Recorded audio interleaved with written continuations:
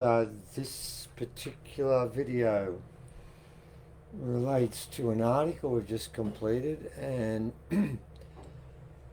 how it's affected the presentation we're putting on after. So we better start with the article as in a way of an apology, because it was our intention to do nothing that we've done before, but we're going to have to change that slightly.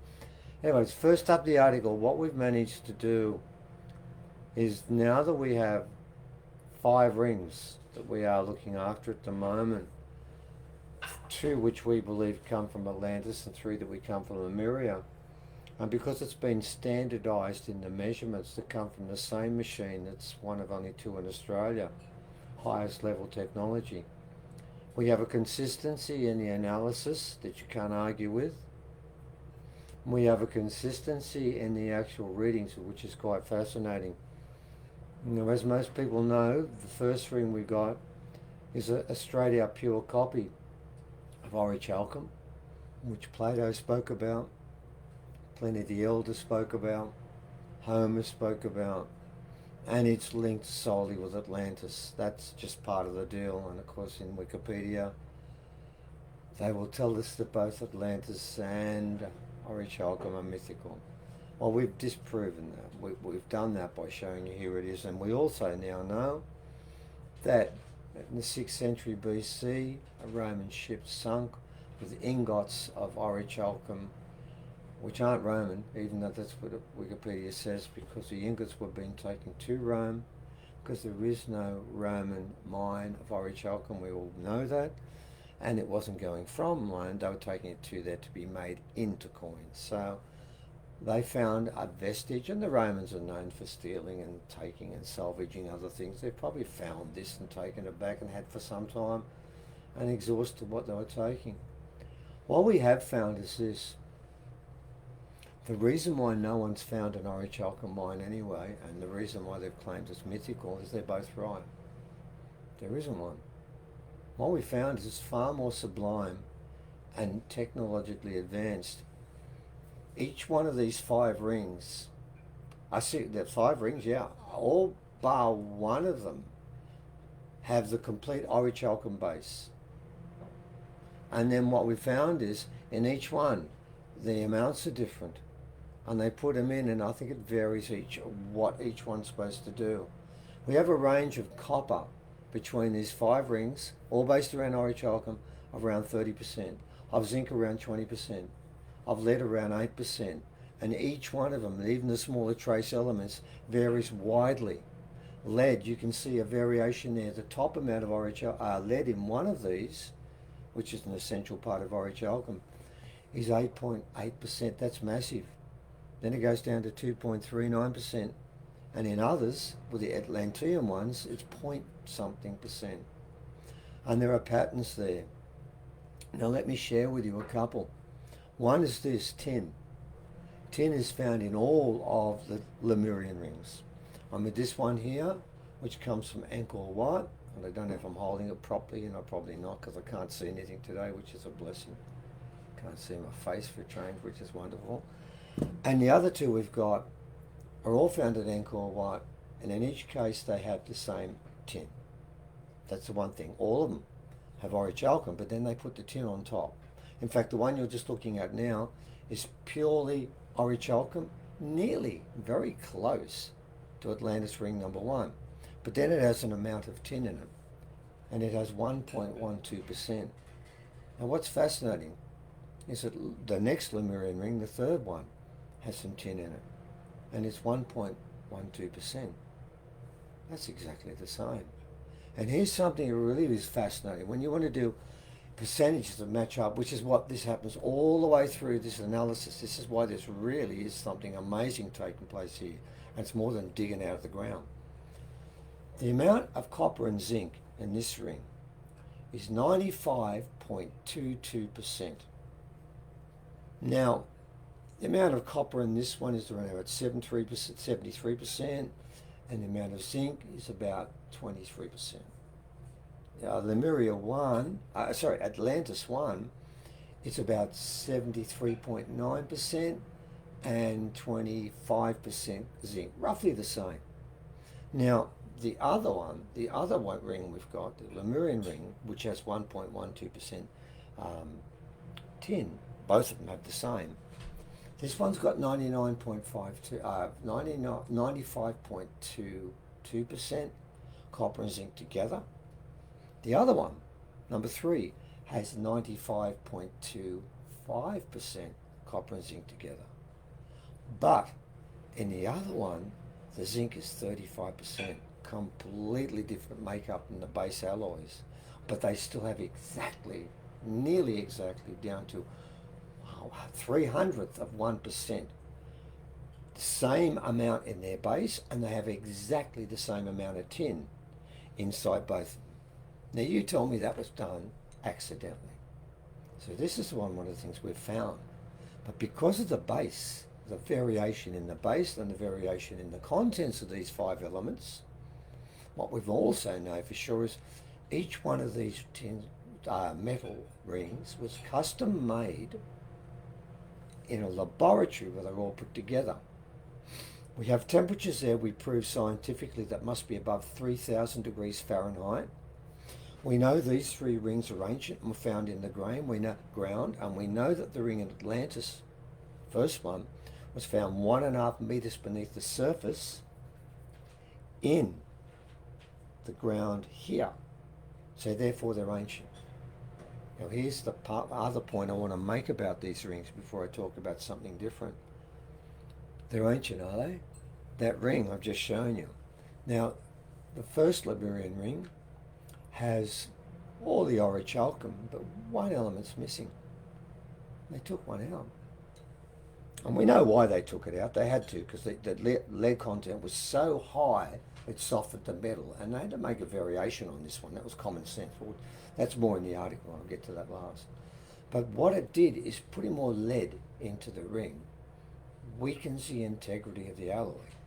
So what did this metallurgist do thousands of years ago? He knew what to do.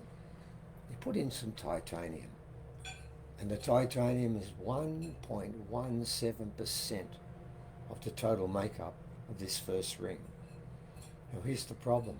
Titanium was discovered in 1796 by William Gregory and was first used, according to Wikipedia, a mainstream source, I'm not going to the radical source here, was first used in the laboratory in 1932.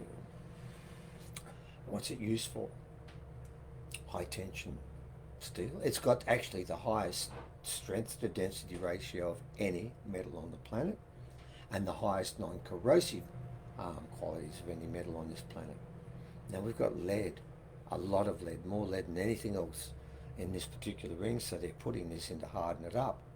The problem is, it was first put in the laboratory in 1932, and this ring that we're talking about, very similar to the one I've just showed you, comes from a man called White, that was discovered in 1825, and the ring was made before then, so therefore we have a major scientific problem with the use of an alloy, an element that only does one thing.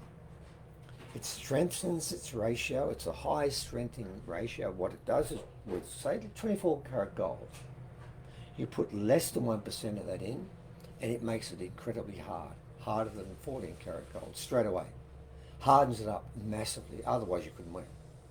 This is the best there is, and they knew that thousands and thousands of years ago. And they put that in to both harden and also to maintain the integrity of the whole thing so it didn't rot, which is why, even though these 3 rings were buried in the ground, and then we think all of them had a paint on top, and one of them still has the paint intact, which is number 1. And number 2, if you look here, the paint's been rubbed away by me, and we've got the orichalcum that's come up underneath. That's why we did the analysis on all these rings, because of that. Now what we're finding, ladies and gentlemen, is that this is actually science shouldn't be there. And therefore these ancient civilizations are using science that we have today. And by the way, in ring number 3, because there was so much zinc, 35%, it was also softened. So they had to put something in. I mean, they kept all of the orichalcum in there because the lead didn't mess up the nickel on the next occasion, but what they had to do there is they had to put something in. They didn't use titanium. They used the metal that has the second highest strength to density ratio and the second highest non-corrosive qualities, and that was chromium, which was discovered in 1791 by someone in France, and was first used in a metal in the 20th century. Oh my God, that's both in common. So go figure. We've got analysis of two rings that are using elements that we didn't use to the 20th century, and they're thousands of years old. What do we really know about our past?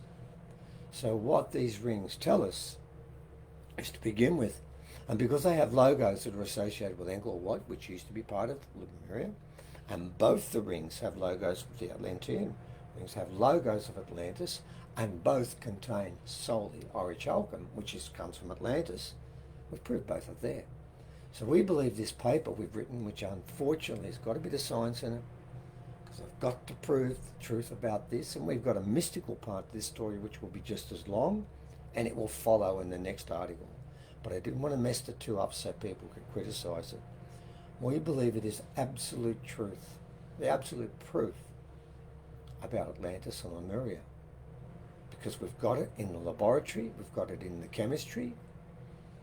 The rings themselves have the stamp of Lemuria and the stamp of Atlantis upon them, and within them is the chemistry and the science. And what more do you want? The mythology? Oh, it's all over the place. Everyone talks about the place. Well, now we have it in metal, in science, and in the laboratory, and in the finest equipment there is in the country that measured all of them at the same place with the same technique. So that's the first part of this story.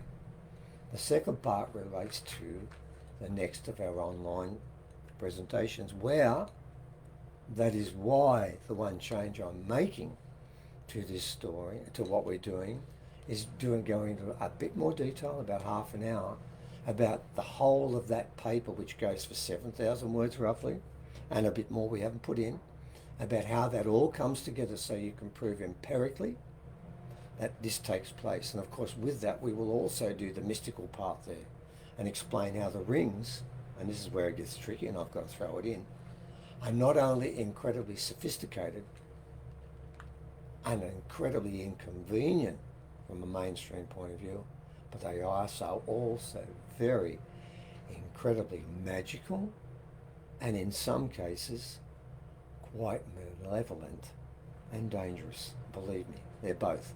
And that we will talk about it. And apart from that, that's all that will be repeated, because the rest of this time we're going back to something called Old Ways, New Days, and we're looking at another aspect of how this prophecy of an original change of everything at Uluru on the 21st of December at 9:04, not 9 o'clock. I've been corrected on that, and I do apologise. It's actually 9:04 in the evening. A ceremony will begin where they'll work upon a magic box using some sort of device they've mentioned. I don't know what that is.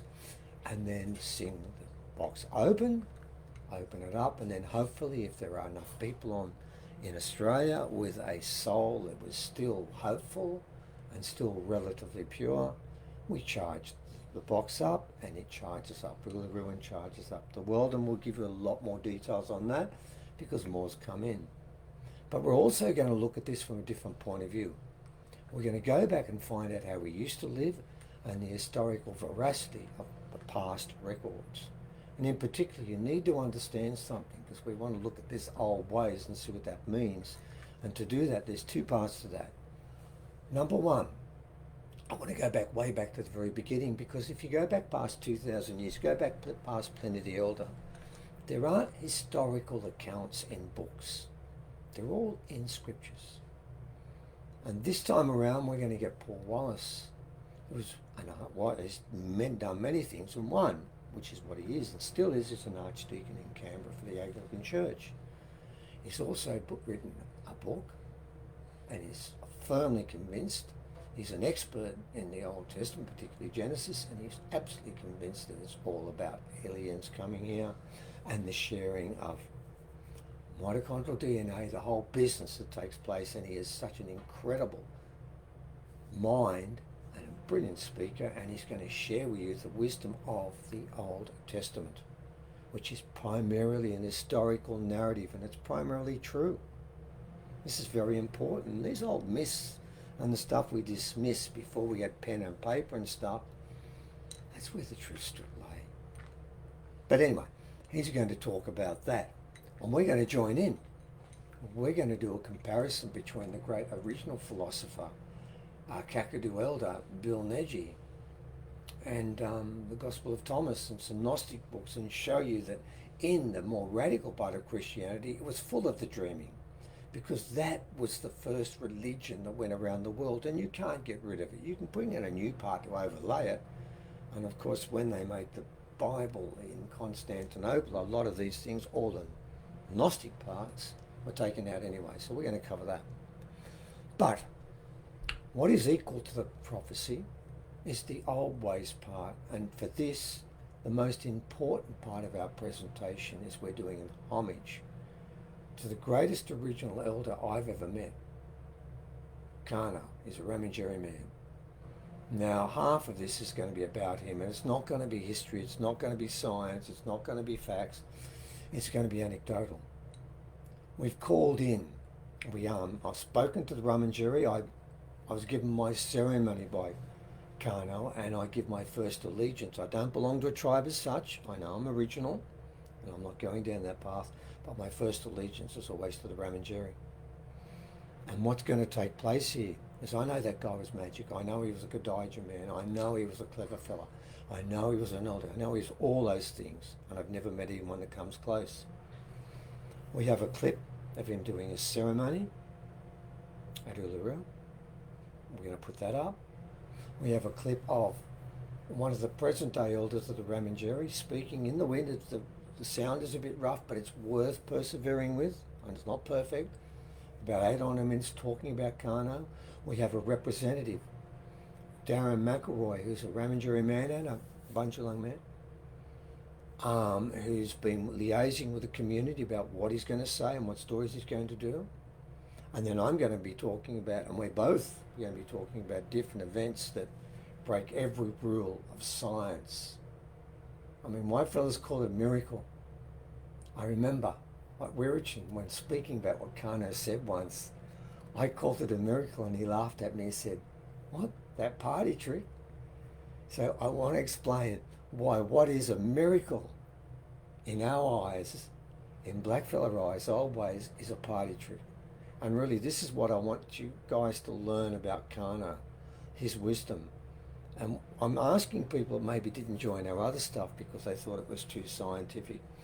Yeah, this still would be, of course, and we've got 2 other people, but it's the least one. We're doing it a bit differently this time, so that we don't overload that, because I do not want to get in the way of Kano's message. And what I am going to throw in there is a way you can participate in this, because there's something the Ramangeri are putting together right now, that is a dedication to Kano, and it relates to a contract myself and Roz, who are the custodians of these rocks, made with Kano and the Ramangeri, and the words we gave. I wrote the contract on behalf of us, but both Roz and I gave our word to Kano and the Ramangeri about something that could be done that could make us remember Kano forever. Because I think, to an extent, part of this thing we're doing is what comes next. Well, what comes next is we need leaders in the future after the change. But the ones we've got today are not the ones we need. The ones we need people like this man. And I want you to understand, I want you to give a measuring post for the sort of people who should be leaders in the future, because one comes next, if it's with bad leaders, we'll get it again. You've got to look for new things. And if we had Kano leading this country now, it would be the greatest country on this planet. But he's gone. But it doesn't mean we can't use what he did and the way he was. So there's going to be nearly close to 2 hours about Kano. And there's a reason why we're doing that, and that's part of it, and it'll turn up also. So I'm asking you to join this and have a look at this, the presentation we've got. And we've done something different this time. If people missed out, I think about 10, 12 people missed out by 2 or 3 minutes when they tried to get on because they came on late. We've got it set up so it can be bought past that date for a period of time to cover that. So we've sort of covered that to sort of make sure people are missed out. And I've got to make a point, this is part 3, has nothing to do with part 2 and part 1. They're different from each other. They stand alone. And part 3, the only thing that gets repeated is the prophecy, because all of them lead up to this. And that one, each time it changes, because we have 3 different people who are in contact with elders because the coronavirus, borders and all this sort of stuff, directly in contact that give information to me. And I'm being drip fed, as elders do when they're giving something out. But we do have the right to say this, and that's what they want us to do. So please, we're only asking $26, and it's for about 6-7 hours of entertainment, and it's better what you're going to get on TV for sure. And you've got a week to watch it, but you can't copy it. Come and join us and find out about our collective future and how the world will be saved, but as long as we do it. Okay, I'll try and turn this thing off. I think that's it. Oh God.